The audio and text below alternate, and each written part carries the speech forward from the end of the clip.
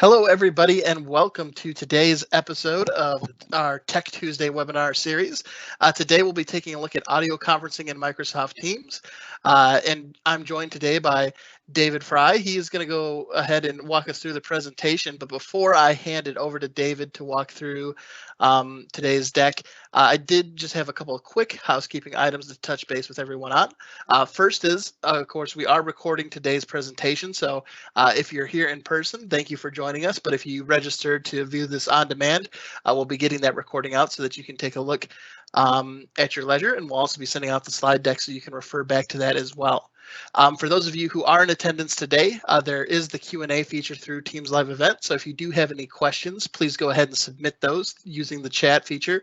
And we will save some time at the end of the presentation to go over those. And in terms of today's presentation, the nice thing about Microsoft Teams audio conferencing is it's a pretty straightforward, cut and dry subject. So the nice thing is that this should be one of our faster moving webinars, so we're not going to keep you for the full 30 minutes. But David, with all that boring housekeeping stuff out of the way, I'll go ahead and turn it over to you and let you sort of introduce everybody to the world of audio conferencing in Teams. Great, thanks, Kevin. So we put together this brief presentation today to just address two subjects related to Teams audio conferencing. The agenda for the presentation is we're just going to talk about what audio conferencing is within Microsoft Teams, and then two associated related subjects to that, which are communications and toll-free dial-in, as well as country availability for where countries outside of the U.S., globally have access to audio conferencing features as well, followed by a Q&A, and then the final slide in the deck is for your reference, which Kevin will make available on our website. So audio conferencing provides dial-in capability to Teams meetings. It's very similar to a traditional audio conferencing bridge that predates any of the online collaboration platforms that we have, like Microsoft Teams.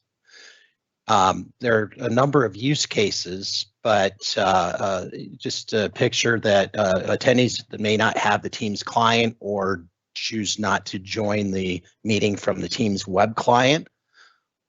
We see quite frequently users who will join for the video, such as this presentation, from the Teams client or the web client for the video portion, but then join by phone for audio. So those are just a couple of common use cases. Toll numbers and toll-free numbers are supported. Toll numbers obviously would be billed to the person who's making the call, not by Microsoft. It'd be through their provider. Toll-free does require communication credits, and we'll transition to that subject here. So communication credits are a pay-as-you-go model, and it's a method for Microsoft to provide you a means to have these services available outside of calling plans, direct routing, and other types of things. Communication credits also apply if you have a Microsoft domestic calling plan and make an international call. That would be billed from communication credits. But in the context of audio conferencing, they're used for toll-free dial-in charges, as well as if a meeting organizer dials out to bring in or invite a user into the meeting from the meeting. So those are a couple of examples, and this slide details a number of different things that are included and supported with the communication credits.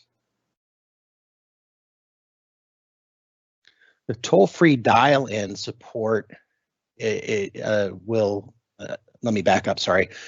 When you have an audio conferencing license assigned to a user and you've got your numbers, be they toll or toll-free, assigned within your tenant for Teams meetings, the number or numbers appear automatically in a meeting invite when you schedule a Teams meeting. So those numbers that you see attached to that meeting invite, user can use that number to dial into that meeting and so forth, and then a toll-free number as well if you choose to use toll-free. Those dial-in minutes are, of course, billed to the communication credits. Can be set up on a consumption billing basis as a one-time funding, or by setting up an auto recharge amount with a credit card that will say, I need $100 in credits, and then when that's getting near, depleted, then it would renew automatically. And to assign toll-free numbers, you order the number and assign it in the same manner as you do toll numbers within the Teams administration portal. I'm going to take a few minutes to walk through how to request a toll-free number in the portal. We're not going to go into too much detail in the administration and assignment portion of that. I just wanted to illustrate how simple it is to request a toll-free number in the portal. So you go into the Teams Admin Center, and then under Voice and Phone Numbers, you click the Add button. You choose the country that you would like the number to be assigned within. In this example, I chose the United States. You choose an available area code. In this case, it's only showing me 844s available for toll-free. So I chose the 844 area code. I asked for one number, and then you click Next and place the order. One thing that is not illustrated here is the order name field is required and needs to be populated. So put an order name in that field as well as a friendly description, and then you will be able to place the order for that toll-free number.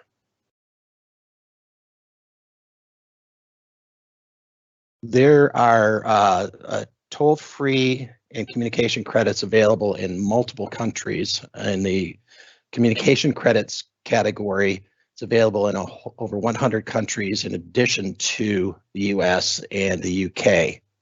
And this slide illustrates some of the countries that service is available in, and the reference link at the bottom of the slide that is an active link. When you download the PowerPoint later, you would be able to click on that and it'll take you directly to the download for a spreadsheet that lists all 103 countries that are supported as of today for communication credits.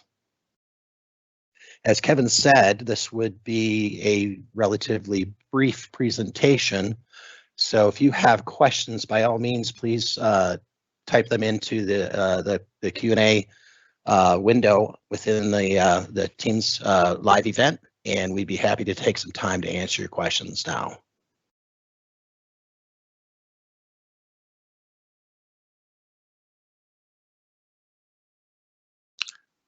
So David, just I know a sort of a general question we get, here at Cortec and rather frequently is really how we can help companies get started with, their Teams adoption. Can you talk a little bit about how Cortec can really come in, and whether it be the audio conferencing piece, if that's where you're struggling, or just with Teams adoption across your organization, where we can really step in and help out? Sure. So Cortec Services is a managed services provider with a very strong specialization in the Microsoft Modern Workplace. And within the Teams and Teams Voice space specifically, we provide services around Teams governance and adoption, as well as migrating to Teams Voice from traditional PBX systems or other voice over IP solutions that you may be considering moving away from and leveraging the Microsoft solution within the single interface of the Teams client. For clients or for organizations that have 150 seats or more, you may also qualify for Microsoft Fast Track benefits, where Cortec would partner with you to provide some advisory services around Teams governance and adoption and related activities. That's at no cost to you. And if you have, I believe the number is over 450 seats, there can be some migration activities included for things like Exchange Online and related migration activities, OneDrive for Business, not directly related to Teams, but it's just something to keep in mind as far as that's a benefit that Microsoft provides to you as a Microsoft 365 customer. Related to Teams governance, we always start with governance. It's very important to look at how we're going to manage teams in terms of who's going to be allowed to create teams.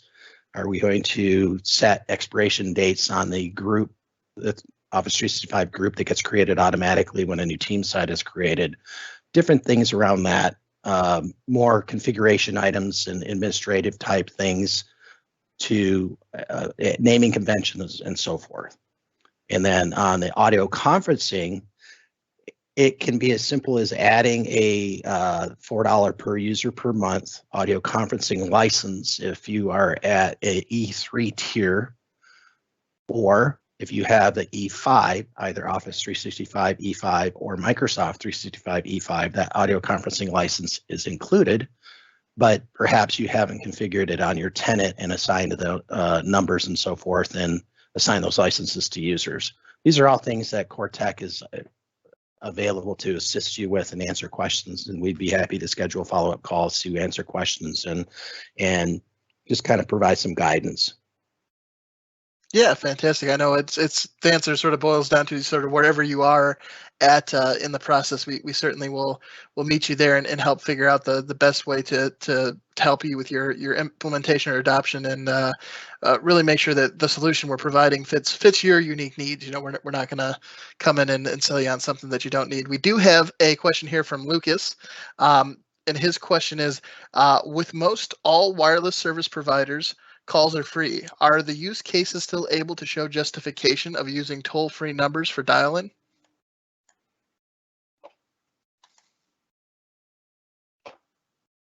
That's a toughie. Calls are not free. They're included in your calling plan with your provider. So you are paying for every call you make. They're just included in that plan.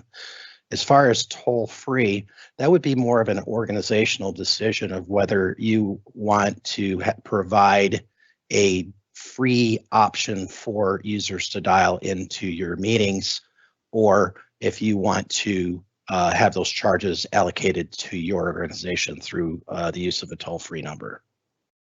We don't see a lot of organizations adopting toll-free within Teams audio conferencing, but we do work with quite a few clients on the Teams voice side of things, where toll-free numbers for dialing in to the through the Microsoft Enterprise phone system into the organization, auto attendant, call routing, and so forth. So toll-free dial-in is quite common in that situation. Fantastic. Did we have any other questions, Kevin? It doesn't look like we have any other ones at this time. So I know you have some links here that when we send out the slide deck, some good additional information here. Do you want to talk about sort of what resources we have linked here? Sure. These are all Microsoft white papers on the specific subjects. The first one, what are communication credits? It just talks through what they are. The bullet points on the slide that we talked about came from that particular document. Kind of a FAQ list related to audio conferencing in the second link, and then audio conferencing in general within Office 365, and finally the country and region availability link, that spreadsheet that I referred to. Fantastic. And as mentioned, we will be sending this out, the slide deck out, so you will be able to have access to these materials here that David has linked to. In addition, we'll also include a link back to, there'll be an additional slide added in here before we send it out that'll just have a link back to our YouTube page. So as part of the Tech Tuesday webinar series, we do have a playlist over on YouTube that contains all of our previous recordings. So if you are interested in taking a look back at some of our past topics, and I know David has been kind enough to be one of our featured speakers before and has touched on a number of different Teams related subjects, but there's also plenty of things over there regarding Azure governance, as well as some of our topics that pertain to our hybrid practice. So things regarding Citrix. I know we have a one on Nerdio. There's plenty of goodies over there in the playlist. So if you do have some time, we will include that slide as part of this deck. That'll just take you over to our YouTube page, and you're more than welcome to click around our Tech Tuesday playlist and see some of the great content that we've created in the past. There is one additional question. So before we go ahead and sign off for today, the question here is, do you see most organizations add an audio conferencing number for each of their users, or just those who may be scheduling more meetings that require a dial-in option for outside users? That's a great question. And you wouldn't assign a specific dial-in number per user. You would assign a dial-in number for audio conferencing at the tenant level, and then any user that you assign an audio conferencing license to, and those users would be anyone who is scheduling Teams meetings that you wish to also have that dial-in capability available for those meetings. So you assign the audio conferencing user license to a user. The number that's assigned at the tenant level would automatically get embedded into that meeting, and the dial-in information, there's a specific meeting code embedded in the meeting invite as well, that if you dial in, you have to put in that code to access the appropriate meeting. So it'd be a single number for the most part, although you can use multiple numbers and assign them based on groups and so forth if you wish to do so, especially in a multinational situation where you have users in different countries and you want that dial-in number to be within that particular country. One thing that we did not highlight, so I'm glad you asked this question, is there's also a link in the meeting invite where if you click on it, it gives you local dial-in numbers in all of the countries that Microsoft supports Teams audio conferencing. So a user can join a Teams meeting that you scheduled here in the US from the UK or Nigeria or any other country that has Microsoft audio conferencing using a regionally local number. Hope that answers your question. Great. Well, I know we are currently sitting at the 18-minute mark. So unless I see any other questions come through, we're happy to give you all back 10 minutes to your day here. And again, we'll be sending out this recording and the slide deck later on today. So if you do have any additional questions after rewatching the webinar or taking a look at the slide deck, certainly happy to answer those. But we do have one more in here, David, before I let you go. So the question here is, so that would allow more than one user to insert that one number from the tenant level, but not overlap meetings if they are scheduled at the same time or overlap times. And I published that there in the Q&A so you can see it too.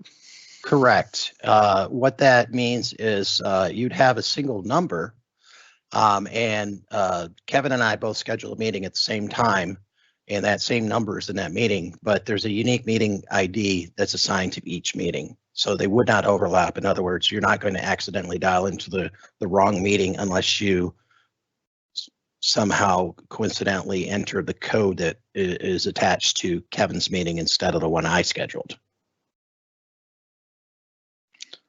Great. So they each have their own unique conference ID, and I think and there's typically a PIN associated with them too, correct? Correct. Yep. Cool. So unless you're registered for both meetings, chances are you probably won't have both sets of login info. So yeah. If you do have any more additional questions, you can please feel free to reach out to reply to the email we'll be sending out to the recording. Certainly, either myself or David would, if you have any more questions, would love to take those and get those answered for you. So even though we'll go ahead and shut it down for today, if you do have any additional questions, again, when we send out the recording, please feel free to either follow up or reach out on LinkedIn, and we'll certainly be more than happy to provide any additional clarification, or if you have any other questions around the audio conferencing, we'll certainly get those answered for you. All right. Want to thank everybody for tuning in today. David, thank you for presenting. And we'll catch you during the next Tech Tuesday webinar, which is next week. Taking a look, that one is one of our hybrid practice webinars, so we'll be taking a look at Citrix and SD-WAN in that one. So if you're interested, there's going to be invites going out for that, so please register. Otherwise, we will catch you during the next one. Thank you, everybody, and have a fantastic rest of your day.